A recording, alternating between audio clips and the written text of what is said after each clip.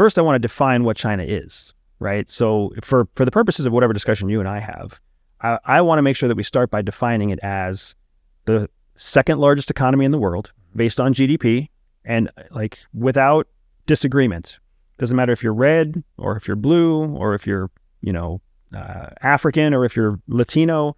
Everybody agrees China is the second largest economy in the world.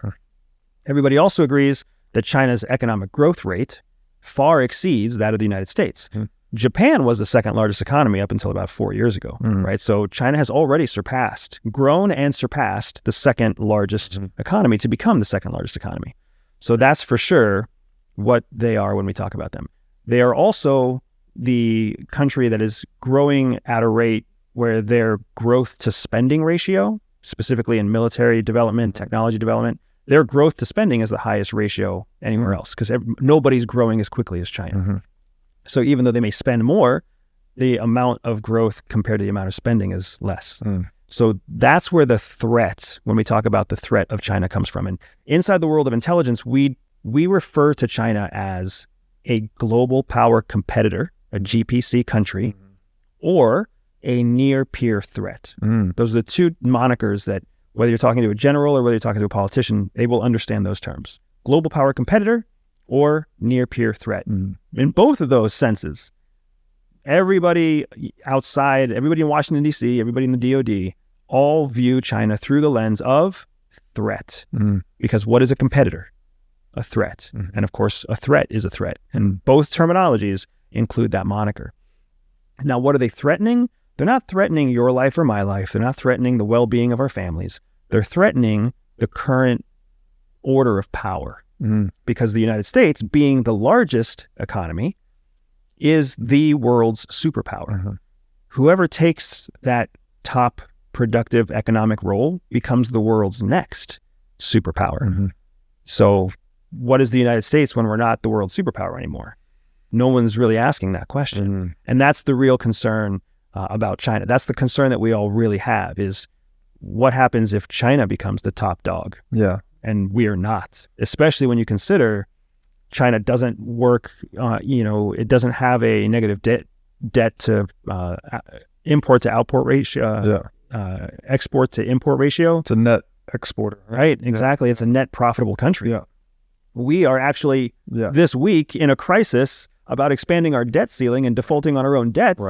Because we have to extend our debt acceptance. We're already 117% leveraged as a country.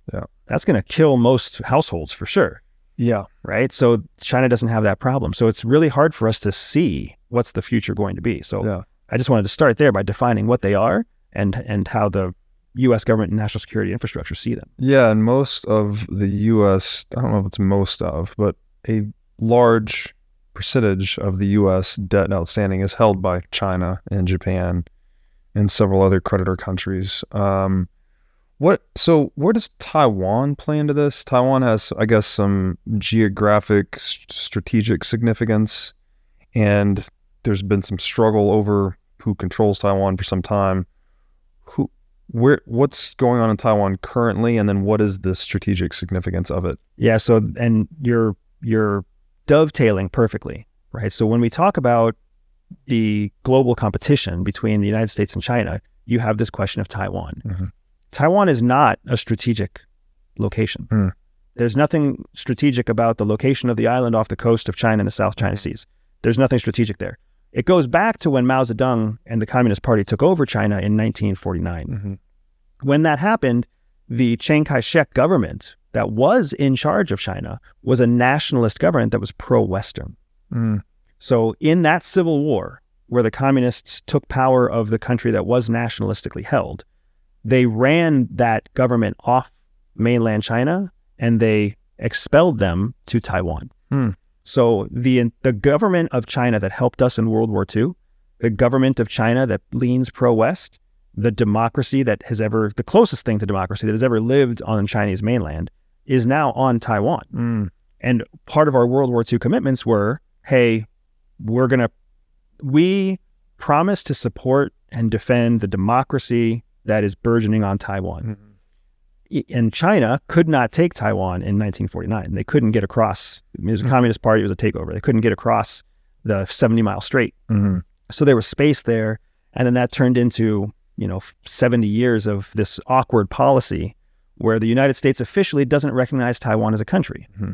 We officially recognize that China and Taiwan are one China that operates under two systems, right? And that's our official stance. Very, very few countries in the world actually recognize Taiwan as a country. And that's where things get sticky, because the relationship between the United States and Taiwan for those 70 years was so strong that we were able to use our economic gravitas to fund the development of Taiwan. So while China was still kind of cobbling stones together after their revolution, Taiwan got the benefit of being connected to the West. If you recall, the same thing happened in Japan. We dropped 2 nuclear weapons in Japan, eviscerated their entire previous political structure. Mm-hmm. The reason Japan grew back so quickly was because America invested, and America basically took the lead in rebuilding Japan. We did the same thing in Taiwan. Now, Taiwan, where they're strategically meaningful, is that they are the world's #1 manufacturer of semiconductors. Something to the tune of 95% of all semiconductor manufacturing happens in Taiwan. Wow. Now, the vast that because when we invested in their development, what we invested in was manufacturing of high-tech development. Okay. We didn't want to create manufacturing jobs here in the United States, Right. because manufacturing jobs are low margin, et cetera, et cetera. Yeah. So we taught the Taiwanese to do it. And then we just had this agreement where, hey, we will develop and create the chips. We'll engineer the chips. Yeah. We'll send you the designs. You manufacture the chips. Yeah. And then you get to do that for everybody. So then the Chinese did that. The Europeans did that. They create semiconductors for everybody in the world. And so this has become a point of vulnerability for the U.S. to have all that. Absolutely. Yeah. Okay. Absolutely. So now what you have is China has set under Xi Jinping a plan to be, by 2025, the world's largest high-tech exporter. The only way they hit that goal is if they absorb Taiwan's exporting capabilities of high-tech semiconductors. Otherwise, they miss that 2025 goal. And the United States and Europe depend on semiconductors from Taiwan to not just fuel our weapons, but to fuel our healthcare devices, our microwaves, the technology that we use for school students. Like, everything relies on semiconductors. Yeah. AI. I don't know whether or not you know this or not. Maybe you do. The AI that is revolutionizing the world right now, the vast majority of those chips are actually created by a company called NVIDIA. NVIDIA is a legacy video game company. So AI is fueled on the back of NVIDIA. NVIDIA creates chips by engineering them only. Guess who manufactures every one of those AI chips? Taiwan. So whoever takes Taiwan has the market cornered in terms of technology advancements, weapons manufacturing, healthcare devices, and they control the supply chain for everybody else.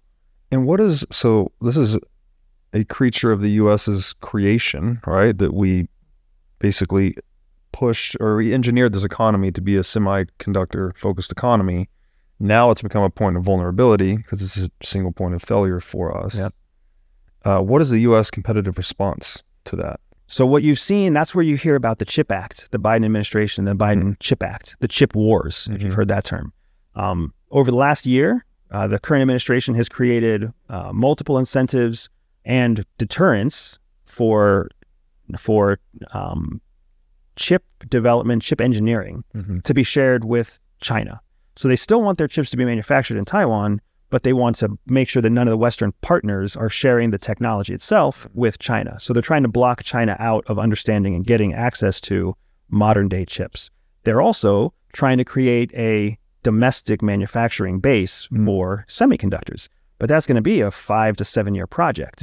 And one of the core ways that they're trying to get that manufacturing base in the US is they're trying to give TSMC, the company in Taiwan, they're trying to give them a home base here in the United States, so that the entire TSMC capability has a second location, right, on domestic land inside the United States. That's the response that we're seeing diplomatically and commercially. The response that you're seeing militarily is all that you're reading about in the newspaper, right? All the passing of American ships through the Straits of Taiwan, Right. all the visits of heads of state to Taiwan, and the challenge, the counter response from China, and Chinese exercises off the coast of Taiwan. That's all demonstrating like this clashing of swords. Yeah. saber rattling to say Taiwan is ours. It's what the United States is saying. The United States is not saying Taiwan is free. They're saying Taiwan is ours. And China is saying, no, Taiwan is ours. And when you look at Taiwan as an independent nation itself, it's a fascinating case study because they have a standing army that is not professionalized. The Taiwanese themselves don't know how to fight. They don't really want to fight. When you do your mandatory military service there, it's a 6-month stint. Right? It's not at all a professional army. It's not at all a force that's ready to defend itself. It's not a force that wants to defend itself. It's actually culturally a negative stigma to be in the military. You're supposed to be a business person or an entrepreneur or in a big company. That's how you show your success culturally in Taiwan. Okay, so I imagine, I'm just speculating here without too much knowledge on this, when the semiconductor focus of the Taiwanese economy was established by the U.S. or imposed by the U.S., semiconductors were probably much less relevant in the grand scheme of the global economy, right? Because we weren't into the digital age at that point. But now semiconductors are in everything, right? Everything that we do in life is mediated by some electronic device, the vast majority of which use semiconductors to some capacity. Is that part of this rising tension between China and the U.S.? Is like the whole global economy is just shifting towards digital technology or semiconductor facilitated technology, and now Taiwan, which may have not been as big of a deal in the past, has now become kind of a flashpoint? So yes, the short answer is yes. And the more nuanced answer is going back to Obama in 2010, Obama announced what was then known as an Asia pivot. The United States was very focused on a global war on terrorism, the GWAT, Afghanistan, Iraq, Kuwait. We had been dominated by 20 years of fighting terrorism. The Chinese were not fighting terrorists. The Chinese were expanding their sphere of influence in Southeast Asia, winning friends in the Philippines, winning friends in Malaysia, winning friends in Vietnam, Cambodia, or trying to use Soviet-era tactics to gain influence in those countries, right? Because remember, the Soviets were the ones that taught the Chinese how to be communists. So you're seeing a lot of that legacy Russian habit in the way China executes its geopolitical influence. So when the United States finally woke up to say, oh, like we won World War II because we were able to cross the Pacific. Now we're losing our sphere of influence in the South Pacific, and China's growing. All the conflict about the South China Seas, I'm sure you remember reading about that, right? The growing threat to China, the growing threat from China. And then you started, more of our Five Eyes partners started to report on very aggressive Chinese intelligence efforts, primarily through, college universities, through institutes that were located in targeting students. So as that came to be, it became a more prevalent, more obvious threat. So Obama shifted and started funding efforts to pivot our resources back towards Asia. How do we support ourselves in Asia? So the reason we have the conflict we have is really over the strategic power of the South Pacific. Taiwan being in the South Pacific and also now having this relevance as a semiconductor manufacturing hub. In 2023, 13 years after the pivot was announced, all that does is exacerbate the need and exacerbate the timeline. You got other layers, layers upon layers that are going on too. The war in Ukraine, the political divide in the United States, the rise of Xi Jinping. Right. 13 years ago, he was just, I think, a 2-term Chinese minister. Now he's been in power for 20 years. Just a lifetime dictator, right? Authoritarian. Wow.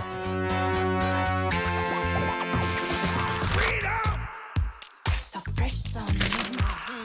Freedom.